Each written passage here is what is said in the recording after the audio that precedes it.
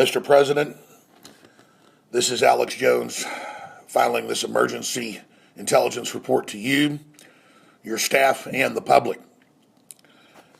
I know that you're fully aware of most of the facets I'm about to break down, but I'd like to codify them for you and put them in some perspective. First off, as you know, 2 months before the federal election, which you won in a landslide in November of last year, I came out and said that they are planning to federalize the elections via Homeland Security to be able to hack into the computer systems and steal the election from you. Now, I did not reveal my sources at the time, and I'm not going to reveal them now, but obviously you've probably got some of the same sources.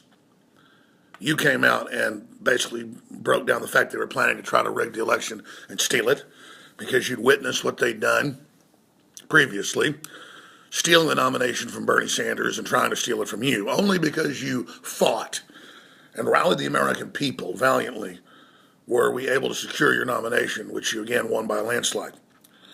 They began to say that was illegitimate. Right up through the election, they were preparing to go after your electors. They were preparing for recounts. All of those blew up in Hillary and Soros's face. You got more votes with the recounts, and she had more electors go away from her than you did. You had 2, she had 5. I'm only giving background here so that your staff, I know you understand what's happening, but so your crew, who may not have their mind in the full battle space, understands the full magnitude, Mr. President. Now let me break down the latest serious threats. They have clearly been preparing to federalize. They tried to federalize. They tried to hack into 5 state computer systems like West Virginia and Georgia. They got caught. That's been in the news. According to Bev Harris, who is, by the way, a liberal Democrat, but a top election fraud expert, HBO documentary, Hacking Democracy, 5 states, evidence showed, were stolen. They tried to steal 5 or 6 others, but Hillary did steal 5 from you. So, past behavior is the most important indicator of future behavior, as you know, sir, as a CEO. They've been trying to steal this from the beginning. They failed to steal it because your tsunami win was so big. They are now moving forward, and they officially federalized 2 weeks ago. Now, if they're leaving office, why does that really matter? Well, it's still unconstitutional. But see, if they try to declare a civil emergency or a national emergency, activate groups around the country rioting, which they're preparing to do, and they create a bunch of hysteria, they could, with some plausible cover, at least to some people, even though it's unconstitutional, claim that there was a suspension or a postponement of the election results until a new election could be held or investigations could take place, while they further demonized you and rolled forward with their hoaxes and disinformation.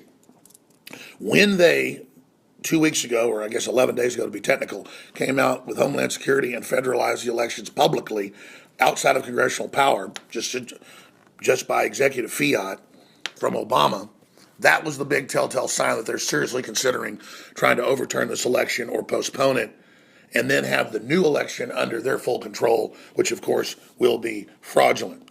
There's precedent for this in other countries. This is what they're publicly pushing for. Now you see Rosie O'Donnell, who of course is a failure and a joke, but she's on the inside with the Democrats, coming out and saying she wants martial law and the election postponed or suspended. CNN's been putting out the talking point of a national or civil emergency to do the same thing. And now we see the doddering Congressman John Lewis coming out and saying you are not legitimate and the Russians did give you this victory with no evidence but their fake dossiers and PP-gate. Now, we can all say, well, they're discredited, it's not going to carry them over. Yes, the public's woken up to them, Mr. President, but they're still in executive control and might try some type of martial law scenario. We now see the general over the riot troops for your inauguration in 6 days being removed from command on the day of the event. In his words, in the middle of a battle, it is very, very suspicious. While Soros and others have spent tens of millions to bus in, upwards of 100,000 people who are openly saying they want to shut down whitehouse.gov, physically encircle the White House, not let you enter it, and shut down the parade route and basically riot in an act of revolution against our Democratic Republic in the election. So that's my basic boil down. There's a lot of other facets. Obviously, It's a perfect storm to come after you because the pile of garbage MSM is falling apart. The dinosaur media knows they have basically no viewers, no credibility.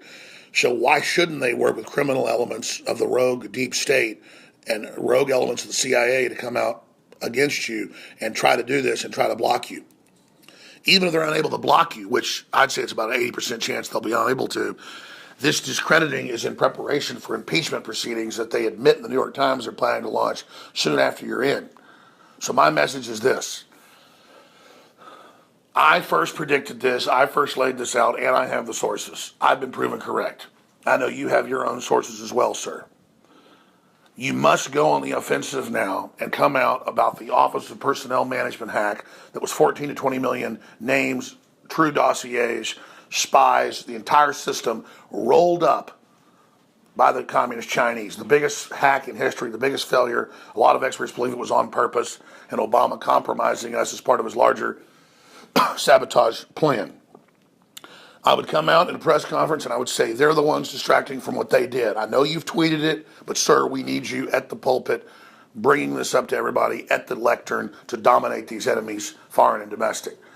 I would also in that same press conference lay out the articles where the Saudi Arabians bragged and the Communist Chinese bragged in their own newspapers. You can have blow-ups of it like they do in Congress and show where they bragged. One headline, Saudi royalty brags they gave 20% of Hillary's war chest. You can show all these and say, foreign powers openly gave her money. The entire media ganged up on me and the American people. The whole power structure, and still they failed. And then they claimed the Russians that had the GDP of Italy supposedly did this because in their report, some radio network called RT and a TV network called RT with barely any coverage in the U.S. was critical of Hillary some. Big deal. They are accusing me and the American people of what they themselves have been doing. My election is part of a global awakening to globalism and people wanting nationalism. This is Americanism, not globalism. And the forces trying to block me from getting into office are the true outsiders. They are the true espionage experts. They have done everything they've accused me of publicly. And I ask the American people to understand that this is an attack on you and our system of government by people that are illegitimate, like this congressman and others, because they are illegitimate. You could finish with this. 900 House seats in the states, won. Record number of House seats in the Congress, the Senate, record number of governors. Was all of that the Russians? No. All of that was Hillary and the horrible campaign and the corruption and the fact that people are sick of the establishment and the fact that the establishment would run Hillary and run Jeb Bush again showed their disconnect. So no matter what you do, and then you can put this message out to them, no matter what you do, old establishment, you're going out the door. So good luck trying to stop me and the American people. Mr. President, they're planning a stand down in D.C. in 6 days. They are a pile of garbage. They're escalating the frauds and hoaxes. They're pushing for martial law. They've already federalized elections, as I said they would do. You've been proven right as well. Please take action. To your staff that thinks they can cozy up, and not all of them, but some of them can cozy up to MSM and play nice, as I've told your crew and as I've told many others, they're never going to stop coming after you or the American people until we put them in their place, sir. I'm Alex Jones for Infowars.com, issuing this emergency message to President-elect Trump and to the rest of the American people and the world. This is an incredibly historic and epic time to be alive, and I thank God, sir, for your leadership and your courage and your instincts. We are truly blessed. Thank you very much for your time, sir.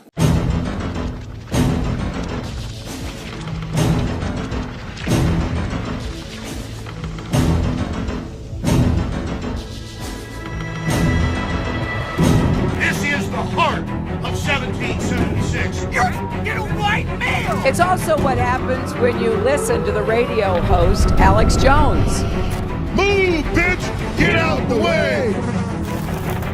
We pledge allegiance to one flag, and that flag is the American flag. Infowars helped fuel the rumor that President Obama is an ISIS supporter. It's been a cozy relationship from the beginning. I will not let you down. You will be very, very impressed, I hope. And I think we'll be speaking a lot. Donald Trump and Alex Jones. This means that Donald Trump will be the 45th President of the United States. Waging war on corruption. It's Alex Jones.